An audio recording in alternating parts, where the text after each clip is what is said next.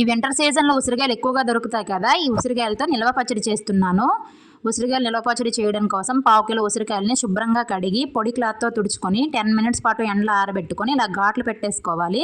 తర్వాత ఒక 40 గ్రాముల చింతపండును వేడి నీళ్ళలో నానబెట్టాలి, చల్లీలు వేయొద్దు.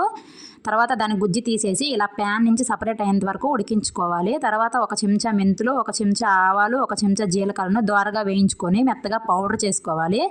కడాయిలో పల్లి నూనె తీసుకోవాలి. పల్లి నూనె అయితేనే పచ్చడి ఎక్కువ రోజు నిల్వ ఉంటుంది. ఆయిల్ వేడెక్కాక ఉసిరికాయలను ఎల్లో కలర్ వచ్చేంత వరకు ఫ్రై చేయాలి. అదే ఆయిల్లో ఆవాలు, జీలకర్ర, వెల్లుల్లి రెబ్బల్ని, ఎండుమిర్చిని కూడా వేసుకొని వేయించుకోవాలి.